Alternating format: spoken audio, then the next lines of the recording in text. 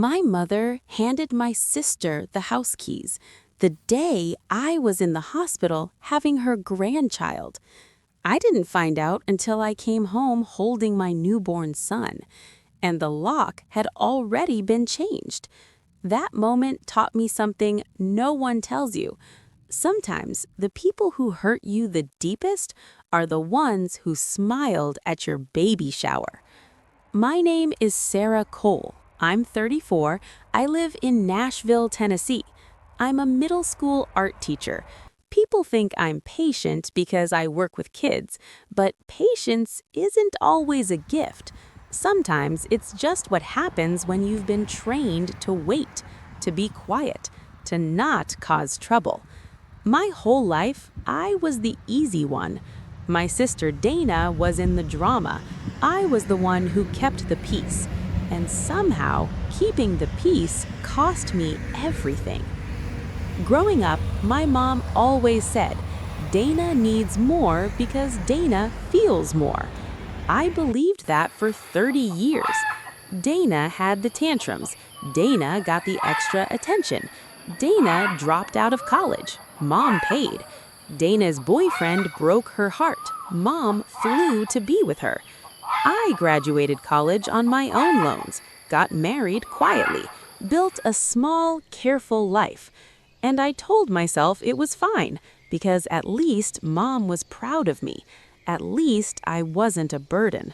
That was the story I told myself, until I found out it wasn't even close to true. When my husband Ryan and I got pregnant, my mom cried happy tears on FaceTime. Finally, she said, a grandbaby.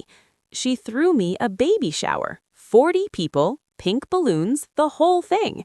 Dana stood next to me the whole day, smiling in pictures, squeezing my shoulder, calling me sis. I thought, maybe things are different now. Maybe a baby changes the room. 3 weeks later, I went into labor, 31 hours, emergency C-section. Ryan barely slept. My mom was in the waiting room the whole time. When I woke up, she was holding my son, crying, rocking him. It was the most beautiful thing I had ever seen. I thought I had everything. I was wrong. 11 days after I came home from the hospital, Ryan got a letter in the mail. We were sitting at the kitchen table. He opened it slowly, then he put it down and looked at me like I had broken something. Sarah, he said, did you know your mom changed her will? I said, what? He slid the letter across the table. It was from an attorney. My mother had updated her estate plan. The house I grew up in, the house my dad built, was now going to Dana. Fully, completely. No split, no discussion, no warning. And there was a line at the bottom that made my stomach drop. It said, as communicated to Sarah verbally.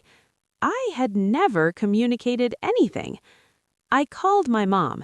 She answered on the second ring, cheerful. Did you get some sleep? She asked. How's the baby? I said, Mom, I got a letter from an attorney. Silence.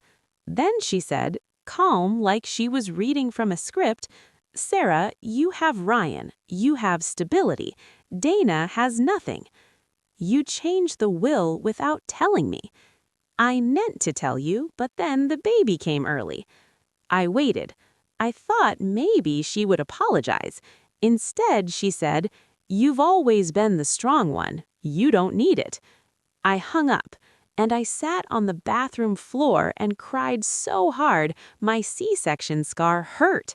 Because she wasn't wrong about one thing. I had always been the strong one. But I finally understood what that meant in my family. Strong meant she won't make noise. Strong meant she'll survive without help. Strong meant she's the easy one to take from. The next day, Dana called. I thought maybe she'd apologize. Maybe she'd say, Mom did this without asking me. Maybe she'd say, I won't accept it.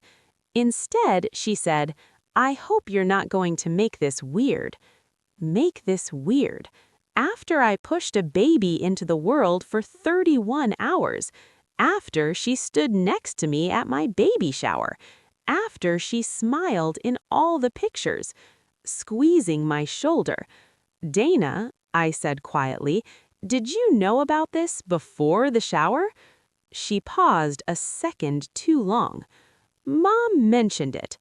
There it was. She smiled in every picture, knowing what she was holding. She squeezed my shoulder, knowing what was already signed.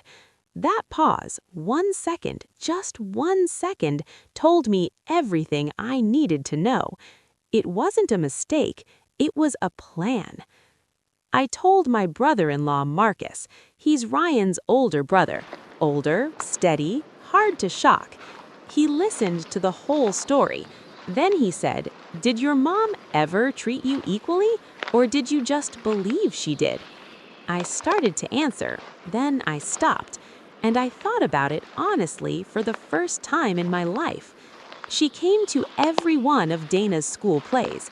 She missed 2 of mine, once for Dana's dentist appointment, once just tired. She drove 4 hours when Dana called crying after a breakup. When I called crying after a miscarriage 2 years ago, she said, "These things happen. Try to stay busy." Try to stay busy. I thought back further. Birthday money, cash for college, emergency loans. Dana's name came up constantly in those conversations. My name almost never did. I wasn't the strong one. I was the forgotten one. And I had spent 34 years calling it strength. I went to see my mom in person. I drove for 2 hours, by myself. Ryan offered to come, but I said no. She opened the door, smiled, and reached for me. I stepped back gently. "Mom," I said, "I need to understand."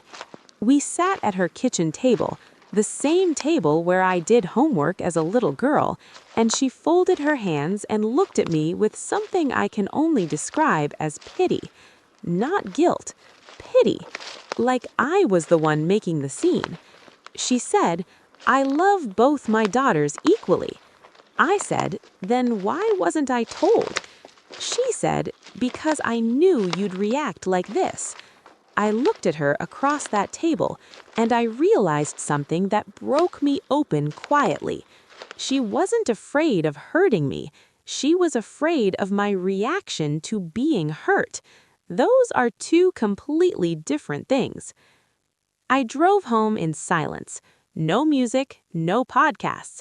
Just 2 hours of watching the highway and finally letting myself see clearly. My whole life, I had been so proud of being low maintenance, so proud of not needing things. I thought it made me strong, but it just made me overlook. When I got home, Ryan was on the couch with our son asleep on his chest. He looked up at me. He didn't ask what happened. He just said, "Come here." I sat down next to him, and I finally cried without apologizing for it. Over the next few weeks, I found out more.